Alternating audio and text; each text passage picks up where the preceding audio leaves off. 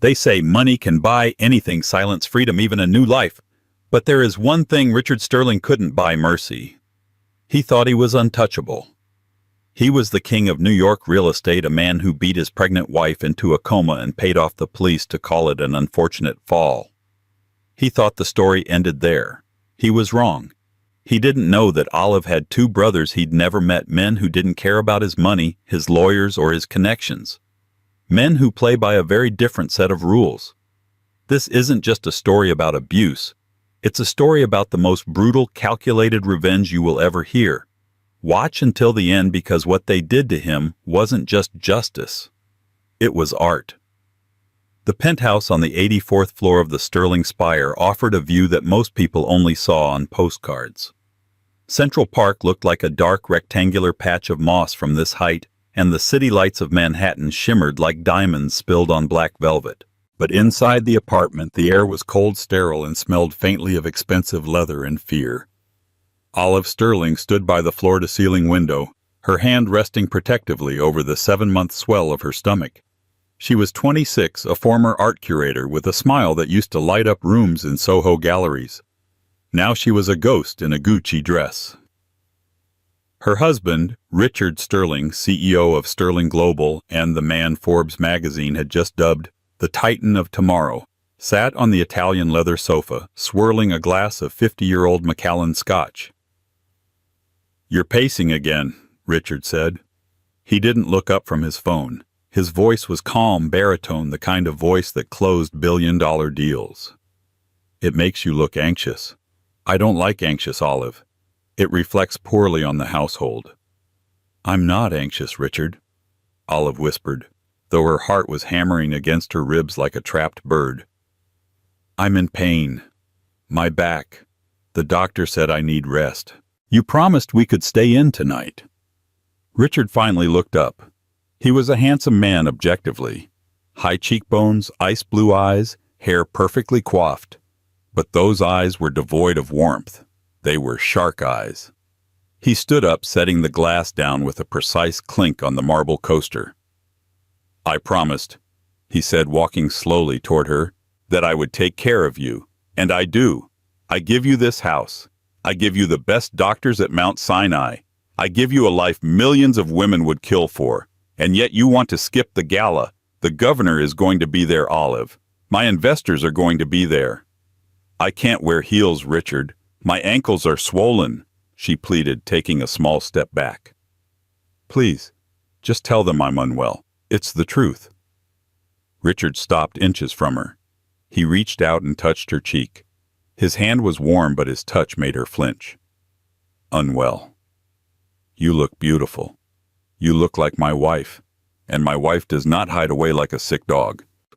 "I'm not a dog," she snapped, a rare spark of defiance igniting in her chest. "I'm carrying your son." The slap was so fast she didn't see it coming.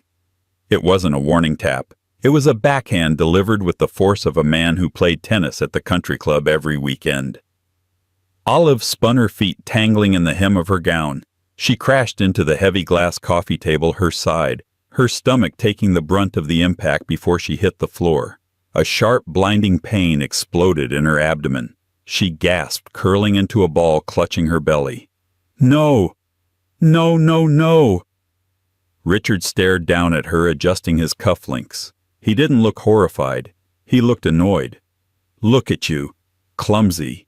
Emotional." "Richard, help me," she wheezed, feeling a warm dampness spreading between her legs. "Something's wrong. The baby." "Get up," he hissed. "Stop acting." "I can't. Please." When she didn't rise, the annoyance in his eyes turned to a cold, focused rage. He hated weakness. He hated when things didn't go according to his schedule. He kicked her a sharp, brutal kick to the ribs that knocked the wind out of her. Then another, and another. "You ruin everything," he shouted, his facade of the calm billionaire cracking to reveal the monster beneath. "I made you. You were nothing but a gallery assistant. I gave you the world." He grabbed her by the hair, dragging her halfway across the polished marble floor before slamming her head down. The world went white, then gray, then black. The last thing Olive heard was the sound of Richard's dress shoes clicking away toward the bar to pour another drink, and her own internal voice screaming for her brothers. "Julian, Marcus, find me." The VIP wing of Lenox Hill Hospital was quiet, reserved for politicians, celebrities, and the ultra-wealthy. Security was tighter than the Pentagon. Dr. Eris Thorne, the chief of neurology, looked at the MRI scans illuminated on the wall. He adjusted his glasses, his face grim. Behind him stood Richard Sterling, looking immaculate in a fresh suit flanked by his personal lawyer, Harrison Vance. "It's a subdural hematoma," Dr. Thorne said, his voice low. "Severe trauma to the cranial region, and the abdominal trauma caused a placental abruption. We had to perform an emergency C-section. The baby is in the NICU, critical but stable. Olive, she is in a deep coma, Mr. Sterling. I cannot say when or if she will wake up." Richard nodded, his face a mask of tragic concern. He was performing perfectly. "It was terrible, doctor. She had a dizzy spell. The pregnancy has been hard on her. She fainted near the stairs. I tried to catch her, but—" He choked back a fake sob. Harrison Vance, the lawyer known in New York as the Grim Reaper for his ability to bury lawsuits, stepped forward. "We appreciate your discretion, doctor. Mr. Sterling is a public figure. We don't want the press turning a family tragedy into a circus. The privacy NDA is ready for your signature." Dr. Thorne looked at the bruises on Olive's body, the ones that didn't match a fall down the stairs, the imprint of a shoe on her ribcage. He knew. Every nurse on the floor knew. But Sterling had just donated $5 million to the hospital's new wing last week, and Harrison Vance had destroyed careers for less. "Of course," Dr. Thorne said, swallowing his conscience. "A tragic accident." Richard left the hospital 2 hours later. He sat in the back of his Rolls-Royce Phantom checking his stock portfolio. "Handle the police," he told Vance over the phone. "The captain owes me a favor from the election. Tell him it's a domestic accident. File it and seal it." "Consider it done, Richard," Vance replied. "But there is one loose end. Her emergency contacts. We found an old phone in her belongings. She had 2 numbers on speed dial, labeled J and M." "Should we worry?" Richard laughed. "Olive has no family. Her parents died in a car crash 10 years ago. She was an only child. Probably just college friends she hasn't spoken to in years. Ignore it." That was Richard's first mistake. Olive was not an only child. 3,000 miles away in a dimly lit safe house in staggering heat of the Nevada desert, a rugged, heavily encrypted laptop chimed. Marcus M. Blackwood sat surrounded by server racks and empty energy drink cans. He wasn't just a hacker. He was a ghost in the machine, a contractor for agencies that didn't officially exist. He looked at the notification on his screen. It was a life alert ping. A silent distress signal triggered from a smartwatch. Olive. His face went pale. He immediately typed a command, his fingers flying across the mechanical keyboard. He breached the NYPD database in 30 seconds. He accessed the Lenox Hill internal servers in 60. He saw the medical report. Blunt force trauma. Contusions consistent with assault. Coma. Marcus picked up a satellite phone. He dialed a number that hadn't been active in 3 years. Halfway across the world in a rainy alley in Prague, a man was cleaning a knife. Julian Blackwood didn't exist on any government census. He was a wet work specialist, a man the military disavowed because he was too effective, too brutal. He answered the phone on the first ring. "Tell me she's okay," Julian said. His voice was like gravel grinding on steel. "She's in a coma, Julian." Marcus said, his voice shaking with a cold fury. "Richard Sterling put her there, and he paid the cops to cover it up." There was a silence on the line so heavy it felt like the air pressure had dropped. "Is she alive?" Julian asked. "Barely. The baby is in the NICU." "Send me the flight path," Julian said. "I'm coming home." "What's the plan?" Marcus asked, already pulling up Richard Sterling's offshore bank accounts. "The plan? Julian walked out of the alley, the rain washing the blood off his hands. We don't just kill him, Marcus. That's too easy. We are going to dismantle him. We are going to take his money, his reputation, his freedom, and his sanity. And when he is lying in the gutter with nothing left but his name, then I'll introduce myself. I'll have the jet ready in Zurich, Marcus replied. Welcome back, brother. The Sterling Empire was worth $4.2 billion. Two brothers with a combined net worth of zero were about to burn it all to the ground. The Gulfstream G650 touched down on a private airstrip in Teterboro, New Jersey, just as a thunderstorm began to roll in off the Atlantic. It was fitting weather. Julian Blackwood stepped onto the tarmac. He looked nothing like the brother Olive had known 10 years ago. That boy had been lanky, smiling, full of dreams about becoming an architect. This man was a fortress of muscle and scars, wearing a black trench coat that concealed a Glock 19 and a ceramic combat knife. His eyes were hard, scanning the perimeter out of habit. A black cargo van pulled up to the jet. The window rolled down to reveal Marcus.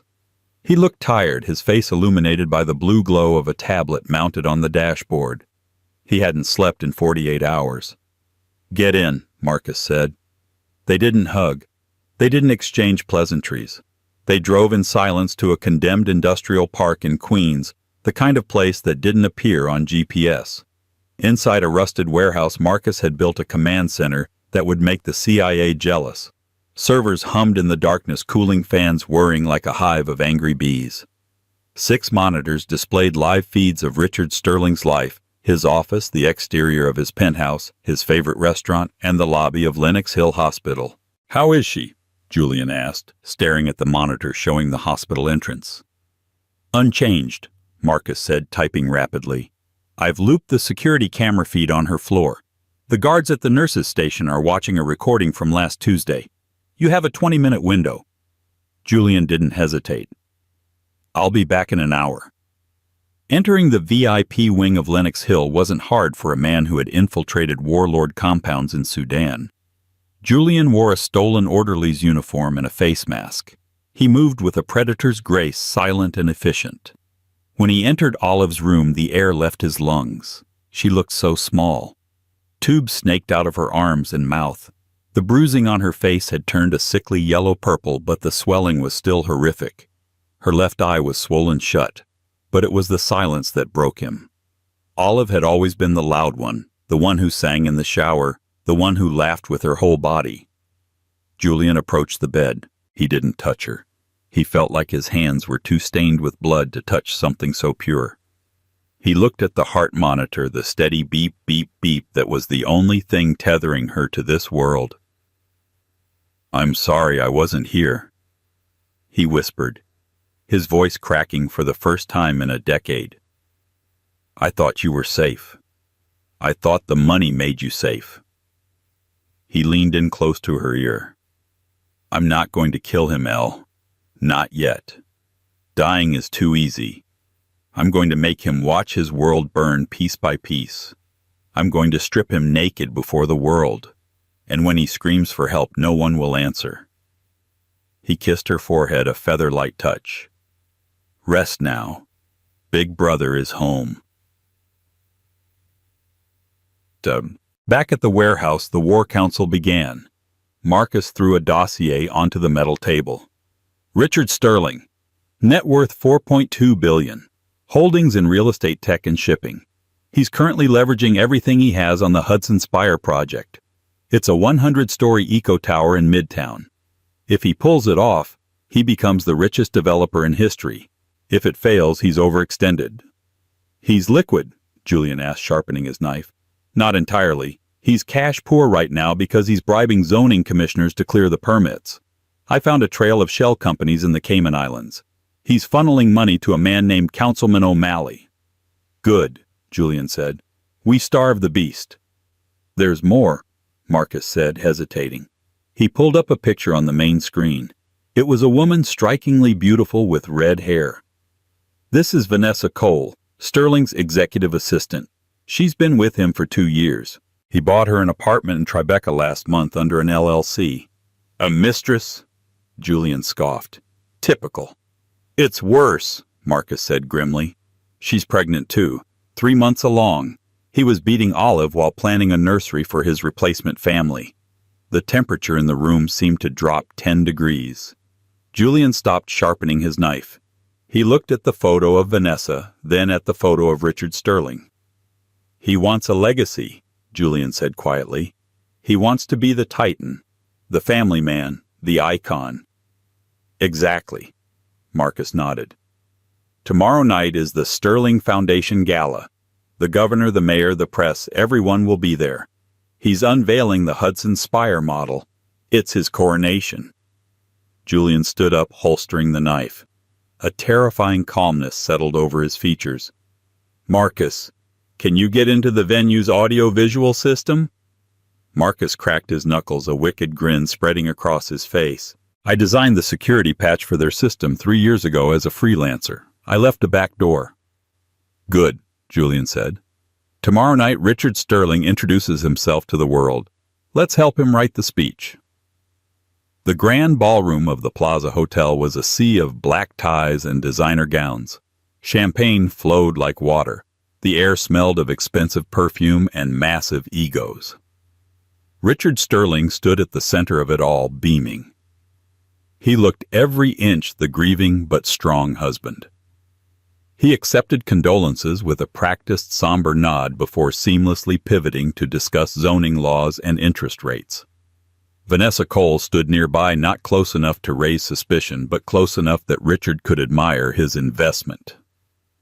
Tragic about Olive, Councilman O'Malley said, swirling his martini. He was a sweaty, nervous man. But life goes on, eh, Richard? The permits are ready. I just need the final installment.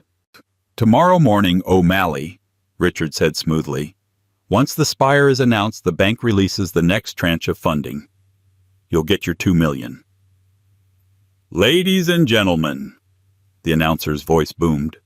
Please welcome the man of the hour, the visionary behind Sterling Global, Mr. Richard Sterling. Applause thundered.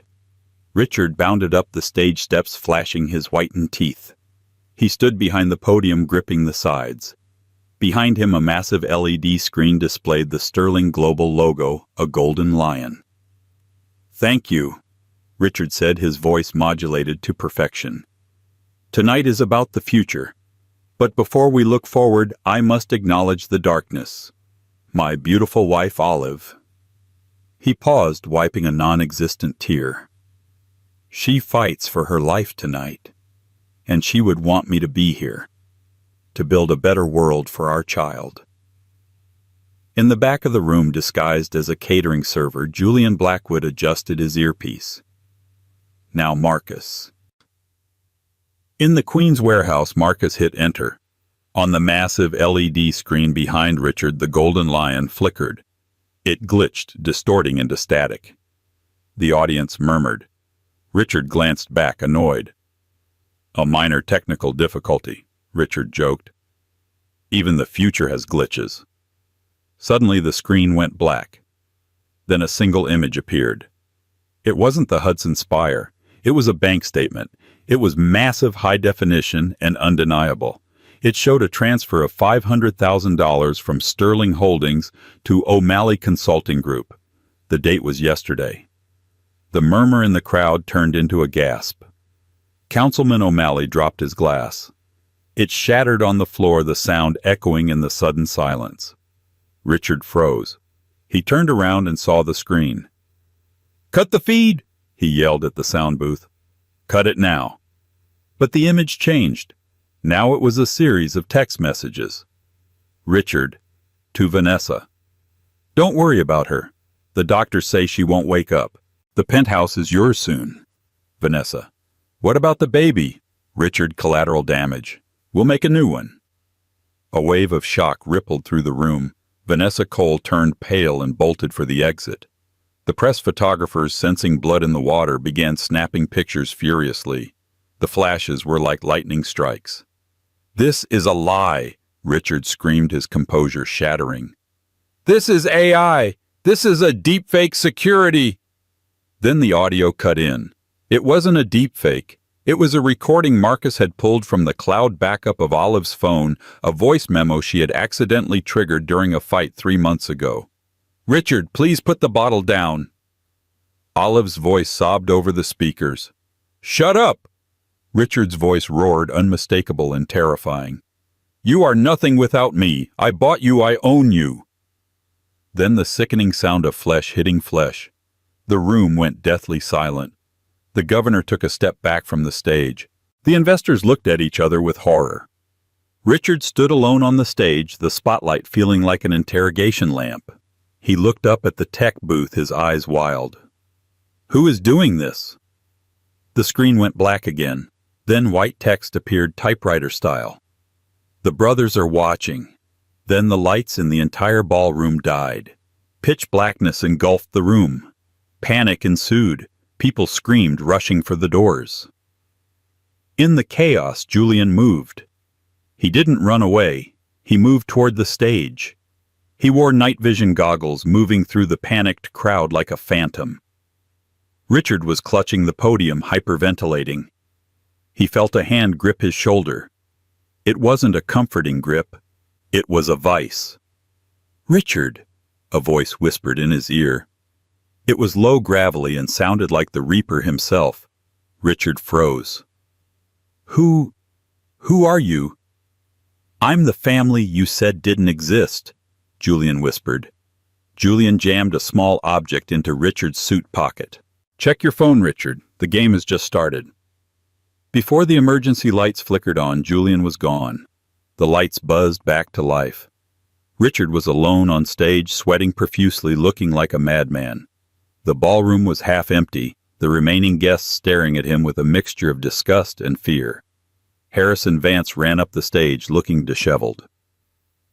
"Richard, we need to go. Now. The police are asking about the bank transfer to O'Malley." Richard reached into his pocket. He pulled out the object the stranger had left. It was a picture. An old Polaroid of Olive as a child standing between two smiling teenage boys. On the back, written in red ink, Part 1, Reputation, Cleared. Richard's phone buzzed. It was a notification from his bank. Alert assets frozen. Suspicious activity detected. He looked at Vance, his eyes wide with a terror he had never known. "Harrison, my accounts. They're locked." "We have bigger problems," Vance hissed. "Look at the news." Vance held up his tablet. The hashtag #SterlingAbuser was already trending #1 globally. The video of the texts and the audio recording had been live streamed to YouTube, Twitter, and Instagram. Millions of views in 3 minutes. Richard Sterling had walked into the Plaza Hotel, a billionaire icon. He was walking out a pariah. But as he was hustled out the back exit by his security team, Richard wasn't thinking about his money. He was thinking about the voice in the dark. The brothers. He scrambled into his limo. "Get me to the safe house in the Hamptons," he screamed at the driver. "And get me a gun." As the limo sped away, a motorcycle idled in the alleyway across the street. Julian watched the red taillights fade. He tapped his comms. "Phase 1 complete," Julian said. "He's running." "I see him," Marcus replied, his voice calm over the radio. "Let him run. I've killed his credit cards, flagged his passport, and I just sent the unredacted medical report to the NYPD captain's personal email with a threat to leak his affair if he doesn't open an investigation." "He's going to the Hamptons," Julian said, revving the engine of the Ducati. "He thinks he can hide." "He can't hide," Marcus said. "I just activated the GPS tracker you slipped into his pocket." Julian pulled his helmet down. "Good. Let's go see what happens when a rat gets cornered." The Hamptons estate was supposed to be a sanctuary.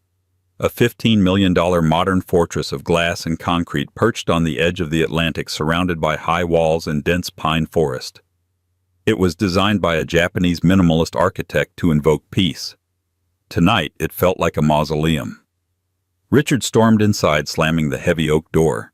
He was shaking, adrenaline fading into a cold, clammy dread. He poured a drink. his hands trembling so violently that he spilled half of the amber liquid on his ruined tuxedo shirt. He downed the rest in one gulp, the alcohol burning his throat but doing nothing to numb the panic. "Lights up!" he barked at the smart home system. Nothing happened. The house remained bathed in shadows, illuminated only by the moonlight reflecting off the ocean waves outside. "System lights up!" he screamed, his voice cracking. The voice that answered wasn't the soothing robotic female alto he had programmed. It was a distorted synthesized rasp that seemed to come from every speaker in the house at once, the ceiling, the walls, even the intercom on the fridge. "Access denied, Richard." Richard dropped his glass. It shattered on the slate floor, the sound echoing like a gunshot. He spun around, eyes wild, staring at the unseen speakers. "Who is this? How are you doing this?" "You built a house run by computers," the voice, Marcus said, calm and mocking. "You built a cage, and now you're the rat." Richard ran to the main security panel on the wall. The touchscreen, usually displaying camera feeds and climate controls, was a solid, angry red. In the center, a digital countdown ticked away, 0600. 6 hours until what? Richard screamed, pounding the screen with his fist. "Until you kill me." "Until the police arrive," the voice replied. "Or maybe until the people you stole from arrive. We sent your financial ledgers to the cartel, Richard, the ones you were skimming off the top of." Richard's blood ran cold. He froze, his breath hitching in his chest. The O'Malley bribe was nothing compared to this. For 5 years he had been laundering money for the Volkov Syndicate, a brutal Russian crime family using his construction projects to wash their cash. And he had been skimming. Just a little. A fraction of a percent here and there hidden in material costs. He thought they were too stupid to notice. He thought he was smarter than everyone. "You're lying," Richard whispered, though he knew they weren't.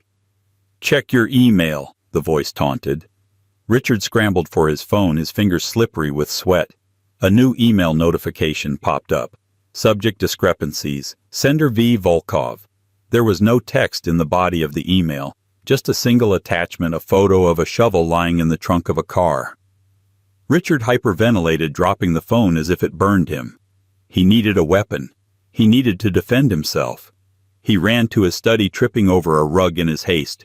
He ripped a priceless abstract painting off the wall, revealing a hidden wall safe. He punched in the code 190588. The safe beeped. Incorrect code.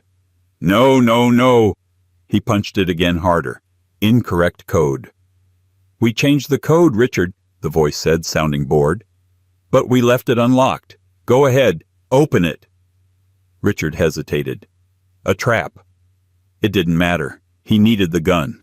His hand trembled as he turned the handle. The heavy steel door swung open with a smooth hiss. The gun was gone. The stacks of emergency cash were gone. The passports were gone. Sitting on the velvet shelf was a single object, a baby monitor. It crackled to life. Through the speaker came the sound of a steady, rhythmic beeping. Beep, beep, beep. "Listen closely," the voice whispered. "That's your son's heartbeat in the NICU, the son you tried to kill." Richard grabbed the monitor and smashed it against the wall, shattering the plastic. "Stop it. What do you want?" "Money, take it. I have millions in crypto. I can give you the keys. Just let me go." "We don't want your money," the voice said, the tone dropping an octave, becoming lethal. "We want your soul." Suddenly the massive glass window overlooking the ocean shattered. Not the whole pane, just a small clean hole the size of a coin appeared in the center of the glass. Sniper. Richard dove to the floor, scrambling on his hands and knees like an animal. He crawled behind the marble kitchen island, sobbing, clutching his knees to his chest. He was the master of the universe, the titan of tomorrow. Now he was trapped in his own fortress, hunted by ghosts, and waiting for the Russian mob to come for his head. Outside in the tree line, Julian lowered the suppressed rifle. He hadn't aimed for Richard. He aimed for the vintage wine bottle on the counter next to him, sending a shard of glass flying past Richard's ear to terrify him. "Heart rate is 160. Marcus said over the comms earbud. He's breaking. Not yet, Julian murmured, adjusting his scope to scan the perimeter. He still has hope. He thinks Vance can fix this, or that he can talk his way out of the Volkov situation. Vance is currently in custody, Marcus reported, typing furiously on his ruggedized laptop. FBI picked him up at JFK trying to board a flight to Belize. He's singing like a canary to cut a deal. Good. Now let's let Richard make his final mistake. Inside the house, Richard was unraveling. He had barricaded himself in the wine cellar, the only room with no windows and a heavy steel door. He had an old burner phone he kept taped under a shelf for emergencies, an analog device he thought couldn't be tracked. He dialed the only number left. Sal, Richard whispered when the line connected. Sal, I need help. It's a setup. I didn't steal from Volkov. It's these hackers, they frame me. I need extraction. Now. I'll pay double whatever you want. Sal Salvatore Rossi, a freelance cleaner who had disposed of problems for Richard before paused. You're hot right now, Sterling. The whole world is looking for you. The cops, the feds, the Russians. I have the ledger. Richard lied, desperation making him inventive. The real ledger, the one that implicates the governor, half the NYPD, and Volkov's competitors. If I go down, everyone goes down. Get me out and I give it to you. You can blackmail half the city. There was a long silence on the line. Where are you? Sal asked. The Hamptons' house. Come alone and bring heat. I'm 40 minutes out, Sal said. Click. Richard exhaled, slumping against a rack of Bordeaux. He had bought himself time. Sal was a ruthless mercenary. He could kill whoever was outside, but Richard didn't know that Sal's phone call had been intercepted. Oh, he called Rossi, Marcus said. Rossi is a heavy hitter, ex-special forces turned gun for hire. He travels with a crew. Julian stood up from his prone position in the grass. He checked the magazine of his pistol. How many? Thermal scans of Rossi's approaching convoy show 2 SUVs, 8 heat signatures, heavily armed. Julian's face remained impassive. 8 against 1. Fair fight. Julian, Marcus warned, the objective isn't to start a war with the underworld. It's Richard. Richard thinks Rossi is coming to save him, Julian said, checking the edge of his combat knife. I'm going to make sure he realizes that nobody is coming to save him. Rossi isn't coming for the ledger, Marcus. Rossi works for the highest bidder. And right now the bounty on Richard's head from the Russians is higher than anything Richard can pay. You think Rossi is coming to kill him? I know he is. Volkov doesn't leave loose ends. Richard is a liability. So what do? We let Rossi breach the house, Julian said coldly. We let Richard see the gun pointed at his face by his own ally. And then, I intervene. You're going to save him? Marcus asked, incredulous. I'm going to save him for us, Julian corrected. He doesn't get the easy way out. A bullet to the head is mercy. Richard Sterling doesn't deserve mercy. He deserves to suffer. 40 minutes later, the night exploded. The front gates of the estate were rammed open by a black armored Suburban. Men in tactical gear spilled out, moving with military precision.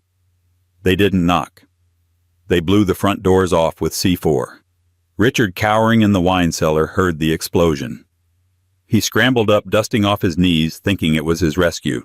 Sal, I'm down here. The cellar door hissed. Someone was placing a breaching charge. Boom!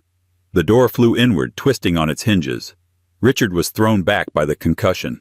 Through the smoke, Salvatore Rossi stepped in. He wore a crisp suit and held a suppressed MP5 submachine gun. 2 other men flanked him. Sal! Richard coughed, scrambling to his feet, a smile of relief breaking through his terror. Thank God. We have to go. The hackers... Sal didn't lower the gun. He raised it, aiming directly at Richard's chest. Sorry, Rich, Sal said, his voice bored. Volkov says hello. Richard's smile vanished. What no? Sal, I can pay you. I have the ledger. Volkov doesn't care about the ledger anymore. Sal shrugged. He cares that you're loud, you're on the news, you're bringing heat, you're a loose end. Sal tightened his finger on the trigger. Richard squeezed his eyes shut, bracing for death. Thwip! A sound like a whip crack cut through the air. Sal's head snapped back. A throwing knife was buried to the hilt in his throat. He gurgled, firing a burst of bullets into the ceiling as he collapsed. The two flankers spun around, shouting, "Contact! Contact! Rear!" The lights in the cellar went out completely. What followed was 10 seconds of absolute chaos. Muzzle flashes illuminated the darkness like strobe lights, revealing fleeting glimpses of a shadow moving faster than humanly possible. Bones snapped. Men screamed. Then silence. Richard lay curled in a fetal position, hands over his ears. He waited for the bullet. Instead, a heavy hand grabbed him by the collar of his shirt and hauled him up effortlessly. Richard opened his eyes. In the dim light of the emergency exit sign, he saw a monster. A man in black tactical gear, face covered by a skull mask, standing amidst 3 dead mercenaries. Who are you?" Richard stammered, his bladder finally letting go. The figure reached up and pulled off the mask. Richard squinted. The face was older, harder scarred, but he recognized the eyes. They were Olive's eyes. "Hello, Richard," Julian said. Richard gasped. You're dead. Olive said you died in a car crash."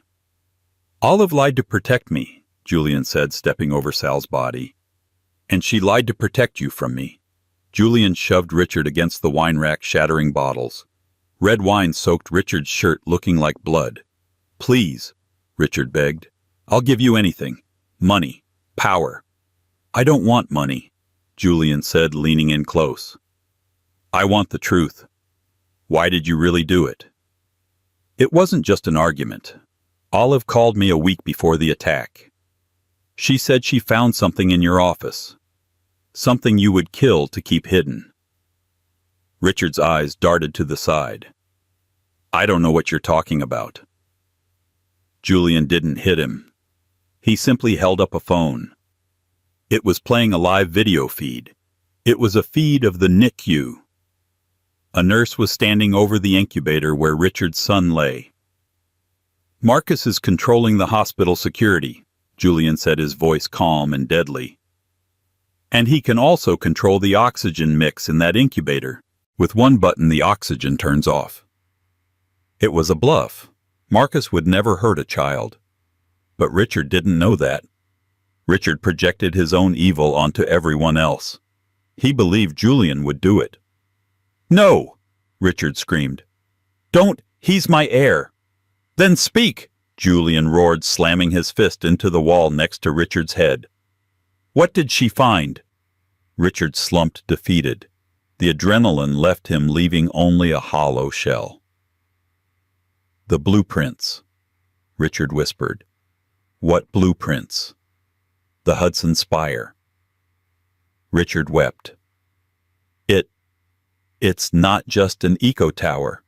The foundation. The concrete. We're using it to bury the waste." "What waste?" "Toxic runoff from Volkov's chemical plants in Jersey. And bodies. The foundation is a tomb. We've been dumping problems in the wet concrete for months." Olive found the manifests.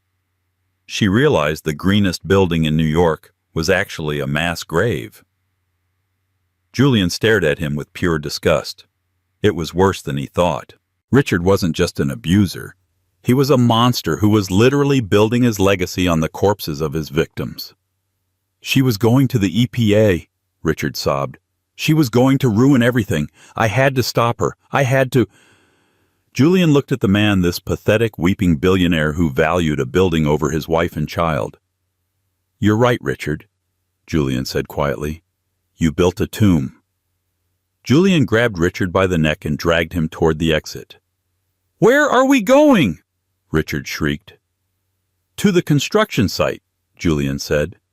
"It's time you visited your legacy." The construction site of the Hudson Spire was a gaping maw in the middle of Manhattan, a jagged scar of industry against the night sky. At 3:00 a.m. the city was asleep, but the site groaned with the sound of settling steel and the wind whistling through the girders. It looked less like a building and more like the skeleton of a dead giant. The black van skidded to a halt on the gravel access road, kicking up a cloud of dust that shimmered in the headlights. The side door slid open with a violent metallic screech. Julian grabbed Richard by the collar of his ruined tuxedo. He didn't just pull him out, he threw him. Richard hit the cold, hard dirt, scrambling backward on his hands and knees, gasping for air. The zip ties bit into his wrists, cutting off circulation, but the pain was distant compared to the terror freezing his blood. "Get up!" Julian commanded. His voice wasn't loud, but it carried a weight that made Richard's bones vibrate. Richard stumbled to his feet, swaying. He looked up. Looming above him was the central core of the Hudson Spire. It was his masterpiece, his legacy, the tallest eco-friendly structure in the Western Hemisphere. But tonight, stripped of the press cameras and the ribbons, it looked terrifying. Marcus stood by the heavy machinery, his face illuminated by the blue glow of a ruggedized laptop resting on a stack of cinder blocks. He was typing furiously, his eyes darting between the screen and the horizon. "We have a problem," Marcus called out, his voice tight. "The silent alarm at the gate was tripped when we drove through. I've intercepted the dispatch call, but they're sending a SWAT unit, not regular patrol. They think it's a terrorist threat because of the explosives Sal used at the Hamptons. ETA is 9 minutes. 9 minutes is a lifetime," Julian said calmly. He shoved Richard forward. "Walk." They walked toward the center of the site. The ground changed from gravel to a mesh of rebar and wood. Ahead of them lay the central foundation pit. It was a massive cylindrical hole 50 feet deep and 30 feet wide, designed to anchor the skyscraper against hurricane-force winds. Earlier that day, a fleet of cement mixers had poured thousands of gallons of high-density industrial concrete into the base. It was a slow-curing mix designed to stay viscous for 24 hours to allow the steel to settle. It was a gray, thick chemical swamp churning slowly, looking almost alive. Julian kicked the back of Richard's knee, forcing him to kneel at the very edge of the precipice. Richard stared down into the abyss. The smell hit him first, the acrid, chalky stench of wet lime and chemical hardeners. It smelled like death. "Please." Richard whimpered, the fight completely draining out of him. "Julian, look at me. I'm a human being. You can't throw me in there. That's murder." "Is it?" Julian asked, crouching down beside him. He pulled a pack of cigarettes from his pocket, lit one, and blew the smoke into Richard's face. "Murder implies you're a victim, Richard, but you're not a victim. You're a predator who ran out of prey. I'll give you money," Richard screamed, his voice cracking into a high-pitched, hysterical sob. "I have accounts Vance didn't know about, crypto wallets on cold storage. Tens of millions. You can take it all. You can disappear. Just let me go." Julian laughed. It was a dry, dark sound, devoid of humor. "You still don't get it. You think everyone has a price because you have a price. You sold your wife's safety for a zoning permit. You sold your son's life for a legacy. But we aren't businessmen, Richard. We're the consequences." Marcus's voice cut through the air. 7 minutes, Julian. I see flashing lights on Fifth Avenue." Julian nodded. He grabbed Richard's shoulder, his grip like a vice. "Olive told me about the bodies, Richard," Julian said softly. Richard froze. His eyes went wide. "She found the manifests," Julian continued. "You didn't just launder money for the Volkoffs. You disposed of their problems.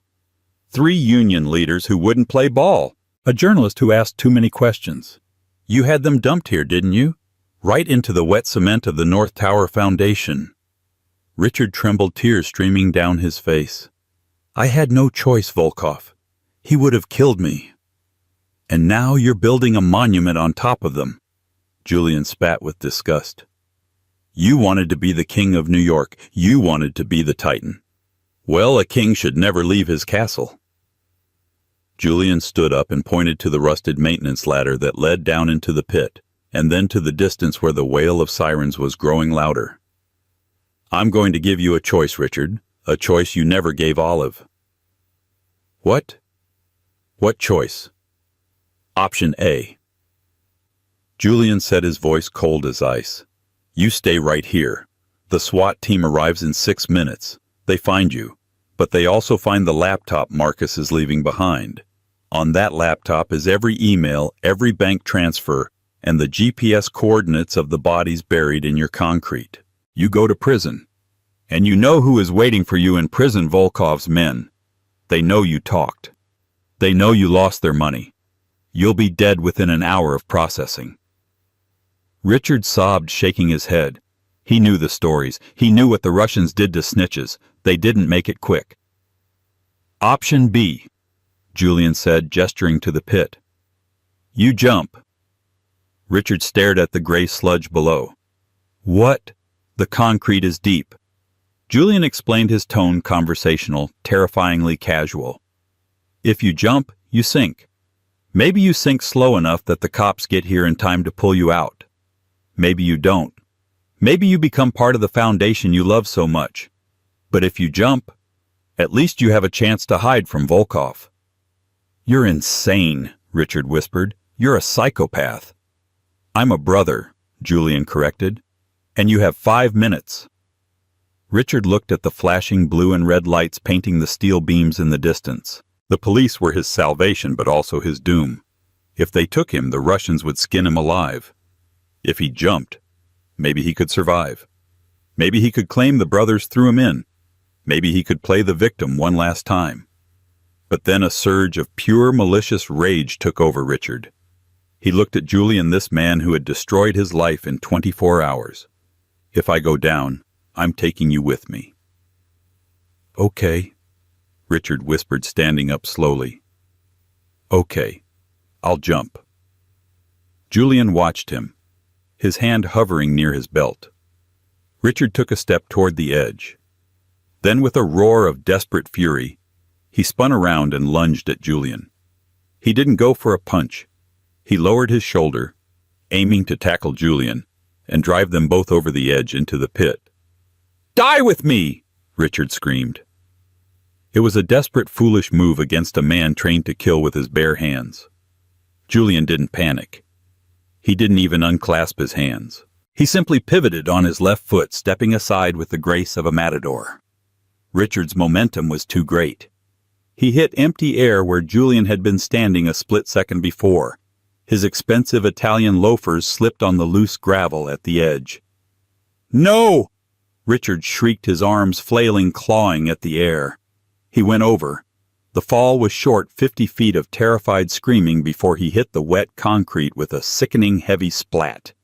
It wasn't like water. It didn't splash. It swallowed. Richard plunged waist-deep into the gray sludge. The impact knocked the wind out of him. He tried to move his legs, but the concrete was thick, heavy, and suctioning. It was like being trapped in cold molasses. Help! Richard screamed, the sound echoing off the steel walls of the pit.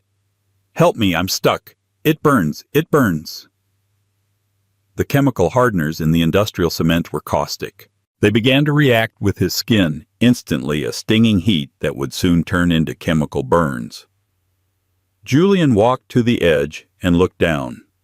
Richard looked small down there, a speck of dirt in a sea of gray. The pressure is incredible, isn't it? Julian called down, his voice echoing. That mix is designed to hold up 100 stories of steel. It squeezes. The more you struggle, the faster you sink. Richard thrashed, but every movement only buried him deeper. The sludge was at his chest now. Julian, please, I'll sign the confession. I'll do anything. Pull me out. Marcus, Julian said into his comms. Time. 2 minutes. The lead cruiser is breaching the gate. Julian looked down at Richard one last time. He pulled the photo of Olive, the one from the gala, out of his pocket. He crumpled it into a ball and tossed it into the pit. It landed on top of the gray sludge, just out of Richard's reach. You wanted to be a pillar of the community, Richard, Julian said, his voice void of any pity. Now you are. Don't leave me. Richard wailed, his voice breaking as the cold cement pressed against his ribs, making it hard to breathe. "Goodbye, Richard." Julian turned and walked away. He moved swiftly toward the shadows of the support beams where Marcus was waiting. They vanished into the darkness of the construction site just as the screech of tires filled the air. Below in the pit, Richard Sterling was alone. "Help!" he screamed at the sky, but the only answer was the wind. The blue and red lights of the police cruisers finally flooded the site, blindingly bright. Officers swarmed out, guns drawn, shouting commands. "NYPD, put your hands up!" They scanned the ground level, finding nothing but a laptop sitting on a cinder block playing a looped video of Richard's crimes. Then they heard the screaming. A sergeant ran to the edge of the pit and shined his flashlight down. The beam cut through the darkness, illuminating a man buried up to his neck in hardening concrete, his face a mask of sheer, unadulterated terror. "Officer!" Richard choked out, the cement pressing against his throat. "Help me! Dig me out! Please!" The sergeant stared down, his radio clicking. "Dispatch, we have a 1054 at the Hudson Spire. Male suspect is trapped in the foundation. We're gonna need the fire department and heavy extraction gear." Richard looked up at the light, weeping. He was alive. The police were here. But then he remembered Julian's words. Volkov has people in every prison. As the concrete began to set around his shoulders, locking him in a gray stone embrace, Richard Sterling realized the truth. The brothers hadn't killed him. They had done something far worse. They had served him up on a platter. He closed his eyes and let out a long, defeated sob as the sirens wailed, signaling the end of his empire and the beginning of his nightmare. And that is the story of how Richard Sterling lost everything. He thought his money made him a god, but he learned the hard way that family is the only true power. Olive and her son are safe, living a quiet life in Europe, while Richard rots in a cell of his own making, terrified of his own shadow. This story reminds us that no amount of money can hide the truth forever. Justice might be slow, but when it arrives, it hits hard. If you enjoyed this story of brutal justice, please hit that like button. It really helps the channel grow and lets me know you want more long-form stories like this. And if you want to see more vengeful tales where the villains get exactly what they deserve, make sure to subscribe and turn on notifications. What did you think of the brothers' revenge? Was the concrete pit too harsh, or did Richard get off easy? Let me know in the comments below. See you in the next video.